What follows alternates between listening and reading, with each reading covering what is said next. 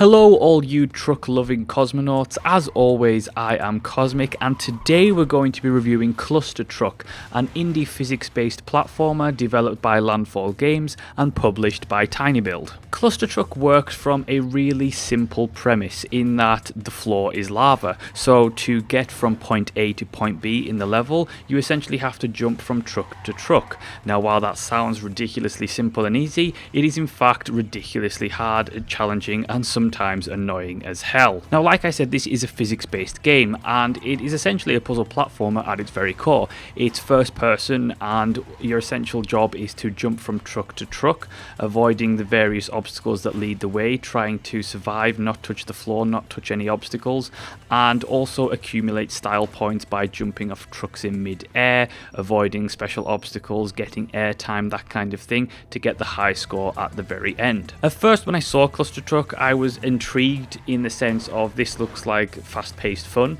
but then I thought, well, isn't this going to get extremely repetitive really quickly with the premise of, well, the floor's lava, don't touch the floor? And I thought it was going to get repetitive real quick. And surprisingly, it didn't. I have to say that I have to give credit to the developers in terms of level design and the different obstacles and the puzzles that you have to overcome.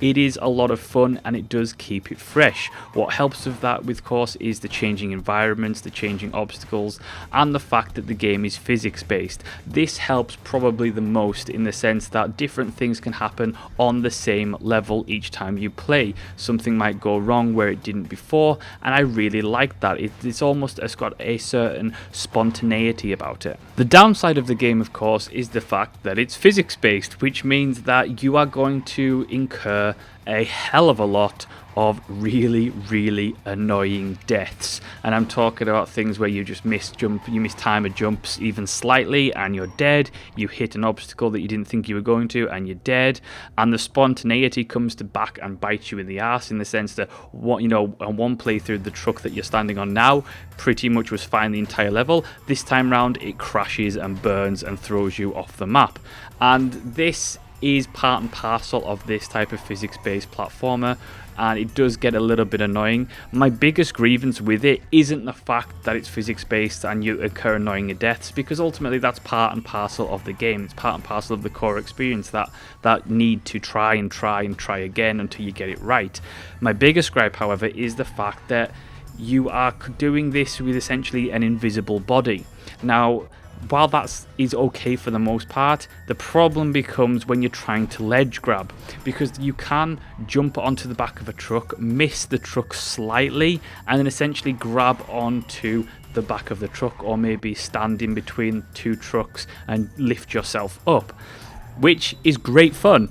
It helps a lot. You can do special, especially with airtime and things like that, you can get an extra boost from jumping off the back of a truck like that and climbing up and then jumping. It gives you a little bit extra momentum. The problem is judging the distance, its view distance, its grab distance, its ledge distance. You don't know how far you're supposed to be, because one time it will work completely fine and the next time you try and do that you'll miss and you'll think that was the exact same distance as the last time. Why did it not work this time? And that can be really frustrating. Now this has always been a problem with games of a similar nature, first person platformer games, even parkour games like Mirror's Edge. Now the great thing about Mirror's Edge is you have hands and feet, so you can basically kind of gauge the distance and the ledge grab distance that you're going to aiming for. In ClusterTruck you really can't, and it is almost a little bit of RNG in that sense that one time you think, oh, that I might make that ledge, and the next time you will make the ledge, and the next time you completely won't, and it might even be the same distance. I really don't like that. It really did, just two little arms to help me gauge the ledge distance would really help immensely. Other than that, however, I have to say that ClusterTruck was a really fun, fast-paced, vivid experience.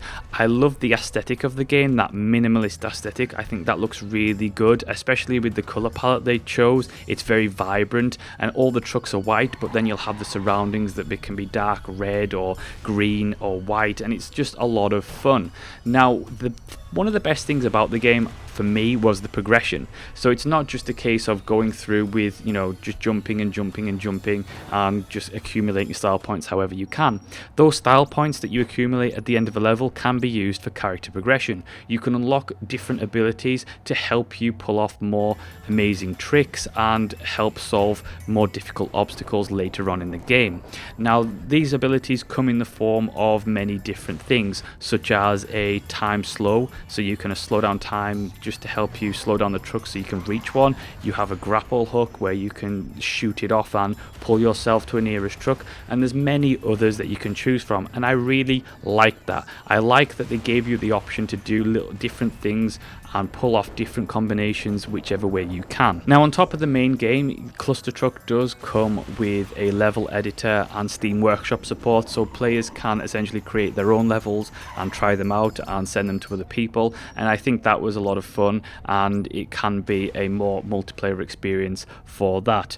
I think overall it is certainly a great little indie game. I think it's a lot of fun, even if you don't traditionally like puzzle platformers or games like Mirror's Edge, that kind of thing. I think this is a little short and sweet. It's fun. You don't have to take it too seriously. It's fun in little bursts. I have to say that I couldn't hold out for long periods of time with it because of the annoying deaths, and it would just get me to the point where I would probably rage quit.